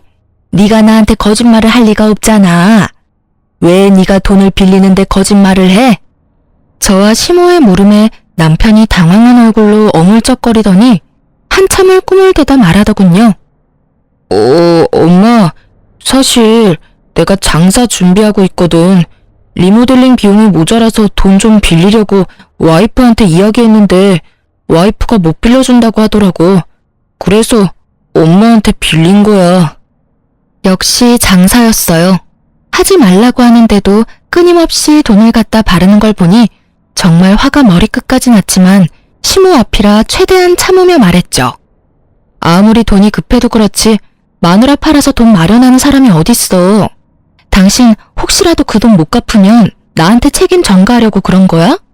그런 거 아니야. 그냥 빌려달라고 하면 안 빌려줄 것 같아서 그랬지. 당신도 나한테 무조건 안 된다고 안 빌려준다고만 했잖아. 남편의 생떼를 쓰는 소리에 저는 눈앞이 캄캄하더군요. 이게 책임감을 가진 가장이 할 소리인가 싶었죠. 그렇게 원하면 본인이 차를 담보로 잡아서 대출을 받든 자기 이름으로 신용대출을 끌어다 쓰든 방법이야 여럿이었을 텐데 고작 선택한 방법이 시모에게 마누라 이름 팔아 돈을 마련하는 거라니. 그런데 더 웃긴 상황은 이 다음에 벌어졌어요. 다 네 탓이네. 며느리 네가 우리 아들 길을 죽이고 다니니 애가 길을 못 펴고 우리한테까지 거짓말을 하게 됐잖아. 네가 뭔데 우리 아들을 괴롭혀? 그깟 돈이 뭐가 그렇게 소중해서 장사하겠다는 애를 못하게 막냐고. 그만 좀 하세요. 지금 이 사람 2년 동안 한 일이 뭐가 있는지 아세요? 그 귀한 시간 절반 넘게 공부한답시고 집에 틀어박혀서 제가 벌어다주는 돈으로 느긋하게 살더니 이제 와서 장사하겠다고 집에 있는 돈 다 가져가려고 하잖아요. 둘이 벌어도 모자란 판에 어떻게 혼자 벌고 있는 사람한테 돈 내놓으라고 하냐고요. 제가 뭐 어디 가서 가장 노릇하라고 했어요? 공부하고 싶다고 해서 공부시켜줬더니 시험은 합격도 못 해놓고 이제 와서 장사하겠다고 저러는데 어떤 마누라가 돈을 내놔요? 지금 당장 내 새끼 밥 해먹일 것도 걱정되는 판국에. 너 말 다 했니? 그러는 너는 여태껏 우리 아들이 벌어다주는 돈으로 편하게 살았어, 안 살았어? 네가 그런 소리 하면 안 되지. 너 돈 좀 번다고 생색내면서 그러는 거 아주 꼴 보기 싫어. 왜 우리 아들이 너한테 그런 대접을 받으면서 살아야 해? 그 말을 듣는데 정말로 하늘이 무너지는 기분이었죠. 편하게 살긴 누가 편하게 살아요? 제가 지금 편하게 사는 것처럼 보이세요? 일도 안 하는 남편 공부시키느라 애 등하원도 제가 하고 애 밥 먹이는 것도 제가 하고 집안일도 돈 버는 것도 제가 하는데, 그리고 어머님 말씀대로면 지금 당장 있는 돈 없는 돈 다 긁어모아서 남편 장사하는 데 넣어주고 우리는 길거리에 나앉아서 손가락이나 빨고 있으라 그 말이에요? 제가 적나라하게 말하자 그제야 시모가 눈치를 보더니 딱 잡아떼더군요. 내가 언제 그렇게 말했어? 넌 사람을 꼭 그렇게 이상한 사람으로 만들어야겠니? 그게 아니면 뭔데요? 제 말이 어머니 말이랑 뭐가 달라요? 집에 있는 여윳돈은 다 남편한테 갖다 바쳐라 이거잖아요. 일도 안 하고 집에서 쳐놀기만 하는 주제에 사고나 치고 다니는 남편한테. 말이 통하지 않는 시모와 눈치 보며 그저 여기서 벗어나길 바라는 싹퉁머리 없는 남편 놈을 보면서 저는 끓어오르던 화가 터져버렸어요. 됐어요. 이런 말 할 필요도 없네요. 당신 이혼해. 줏대 없는 당신 때문에 고생하며 여기까지 왔는데 더는 못하겠어. 내가 왜 이런 취급 당하면서까지 당신하고 같이 살아야 해? 애는 내가 데리고 살 거니까 당신은 당신 원하는 대로 공부를 하든지 장사를 하든지 마음대로 해.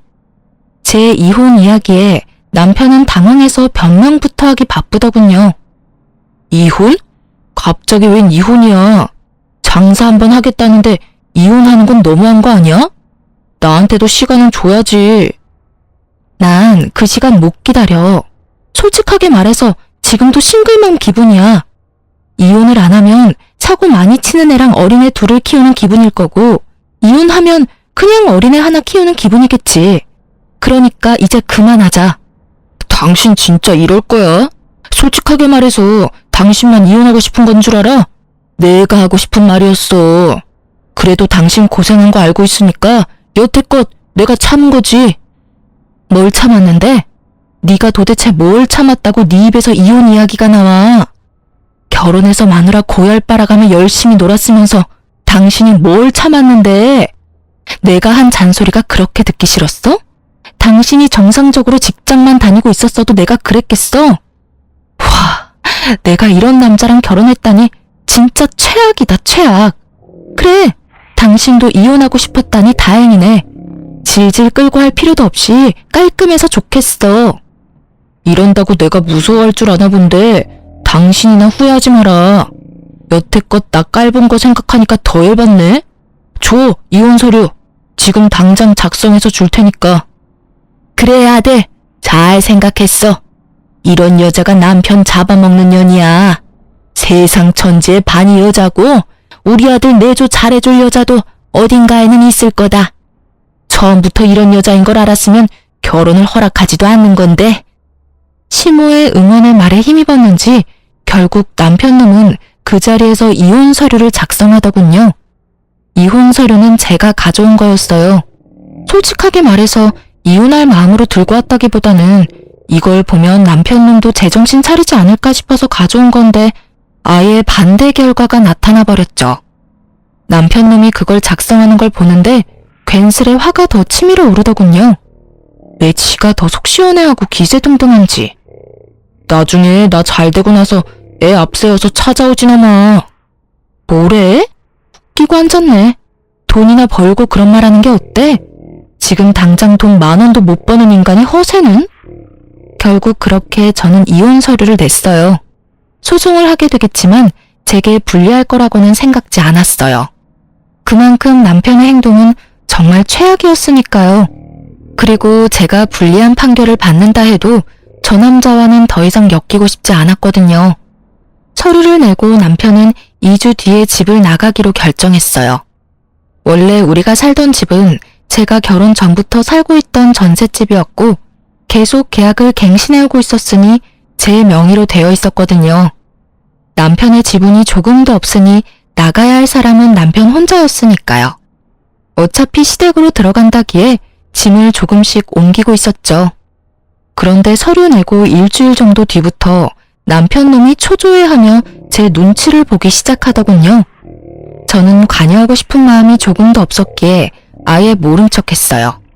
그런데 모른 척해도 들리는 걸 듣지 않게 막을 방법은 없잖아요.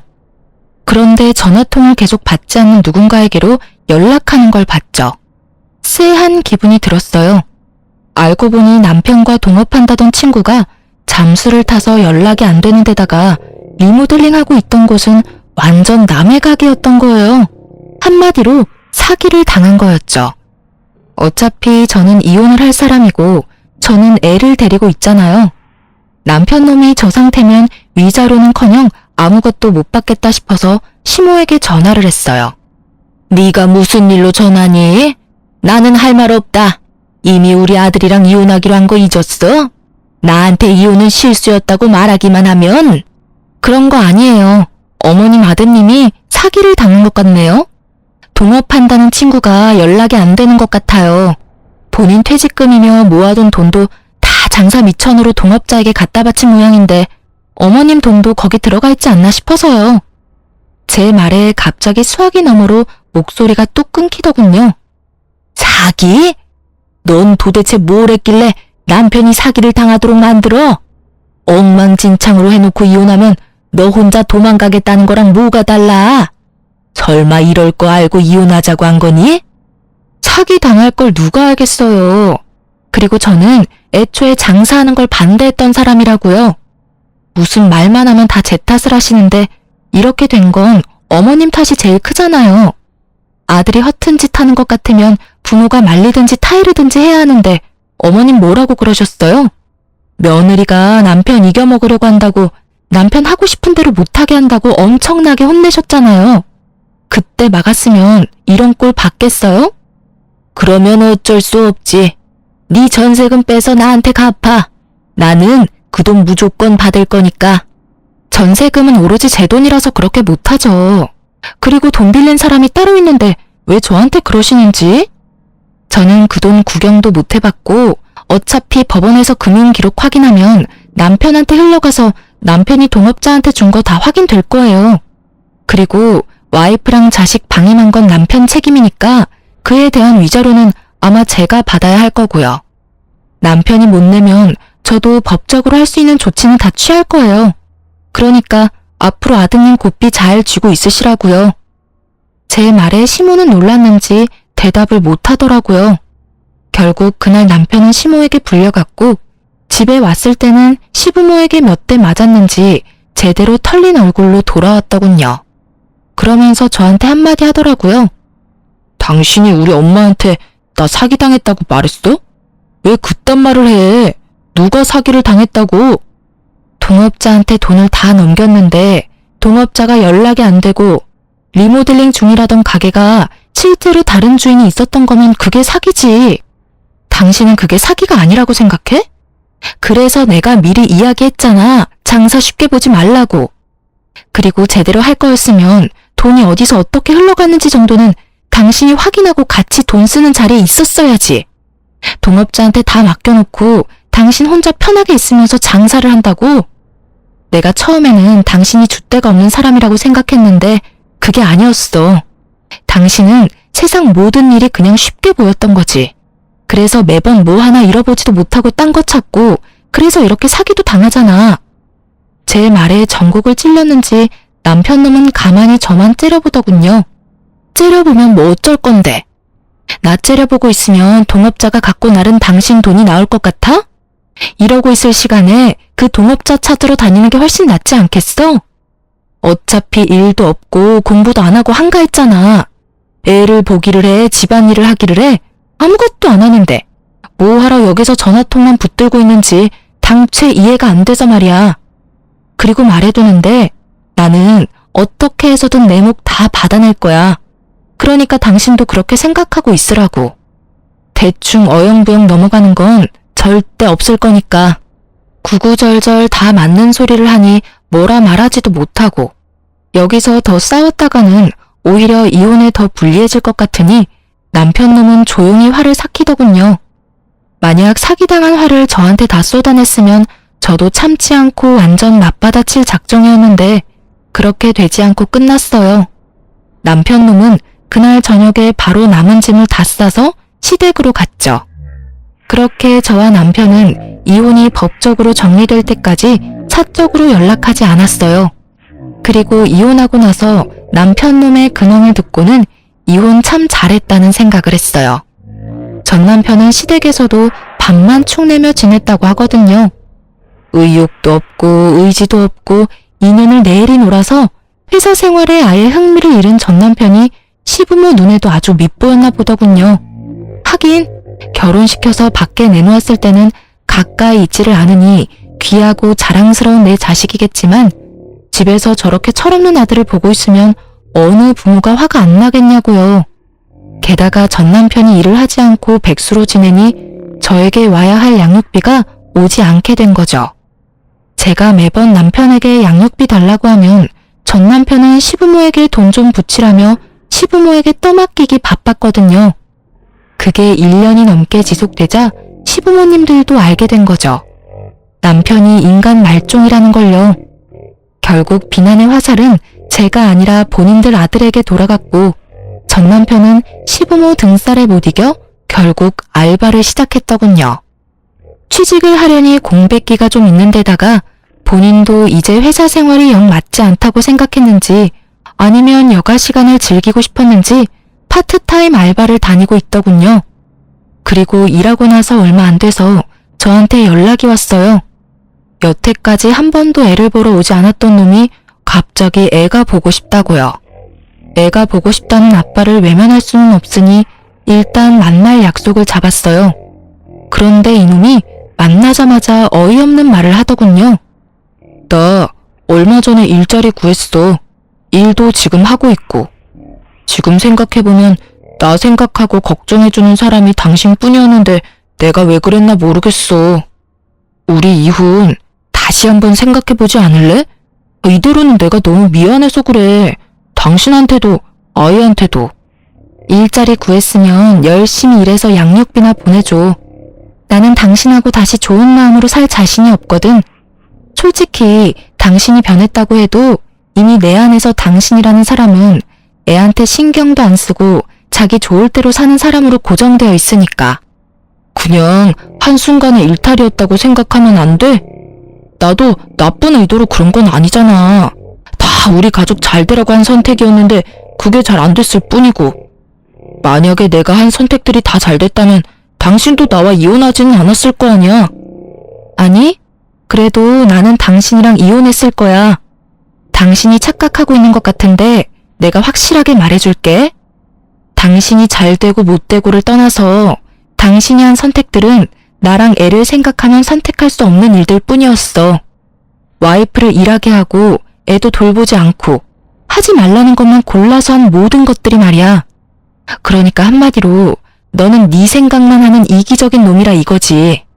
그러니까 다시 이혼해도 넌 똑같이 이기적인 선택을 할 거야. 그리고 당신이 변했다 해도 나는 다시는 너한테 안 가. 내가 아닌 다른 사람과 잘해봐. 나는 2번을 당했으니까 3번은 당하고 싶지 않거든? 내 인생을 걸고 그런 도박을 하라는 건 좀 너무하지 않냐? 제 말에 강한 비난을 읽었는지 남편은 다시 입을 꾹 닫더군요. 제가 넘어올 줄 알았나 봐요. 그렇게 남편은 애를 보는 둥 마는 둥 하고 돌아갔어요. 그리고 그날 저녁에 시모에게서 전화가 왔어요. 이번에는 또 어떤 탓을 하려나 싶어서 전화를 받았죠. 그래, 잘 지내니? 애도 잘 지내지? 오늘 아들이 왔다 갔지 않아? 네, 다녀갔어요. 저는 긴 말하고 싶지 않았어요. 전 남편이 재혼 이야기 꺼낸 것도 하고 싶지 않았고요. 그런데 시모가 그러더군요. 네가 우리한테 서운한 마음인 건 잘 알아. 그렇지만 너희는 가족이잖니? 우리 아들 저렇게 집에서 처량하게 있는 거 보니 딱 하고 안 됐어. 나도 그렇고 아들도 그렇고 다시는 너 하는 말, 너 하는 일에 토달지 않겠다 다짐하마. 그러니까 우리 아들 좀 다시 데려가, 응? 저는 이 대목에서 웃을 뻔했어요.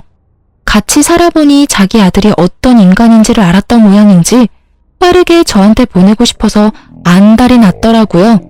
그런데 제가 받아줄 리가 없잖아요. 이제 와서 입 싹 닫고 다시 데려가라는 건 좀 너무하시지 않나요? 그렇게 자랑스럽고 사랑스러운 아드님이면 어머님이 직접 데리고 있는 게 맞는 거 아닐까요? 솔직하게 말해서 저는 자기만 소중하게 생각하는 남자는 필요가 없거든요.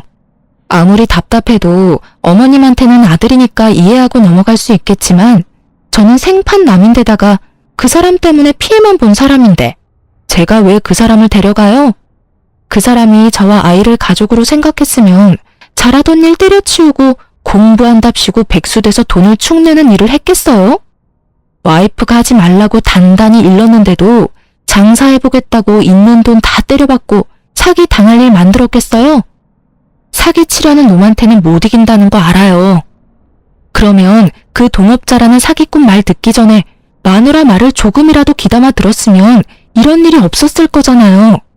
제가 왜 어머님을 위해서, 전 남편을 위해서 다시 재혼이라는 희생을 해야 할지 모르겠네요.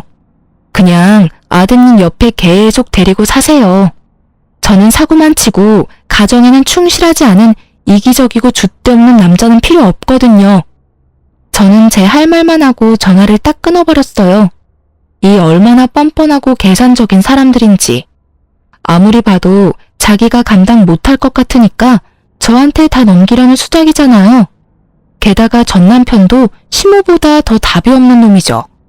이혼할 때 그렇게 기세등등하게 큰 소리 쳤잖아요. 잘 되고 나서 애 앞세워서 찾아오지 말라고요.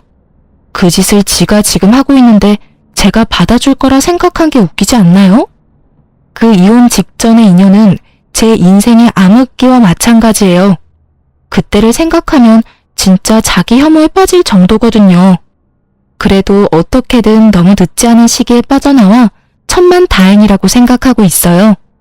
실은 전 남편이 공부를 한다고 했을 때부터 이혼을 해야 하나 싶은 마음이 있었던 것도 사실이고 그때 이혼을 했다면 제가 그만큼 고생할 일도 없었겠죠. 하지만 그 당시에는 그 사람을 한번 믿어보고 싶은 마음이 있었던 건지도 몰라요. 물론 배신당했지만요. 그랬기에 두 번째에는 더 늦기 전에 이혼할 수 있었던 것 같아요. 이렇게 사연글을 통해서나마 제 이혼을 털어놓고 나니 마음에 마침표가 찍혀진 기분이네요. 저와 이렇게 어울려주신 분들께 감사드립니다. 좋은 일로 다시 글을 써볼 기회가 있었으면 좋겠네요. 들어주셔서 감사합니다.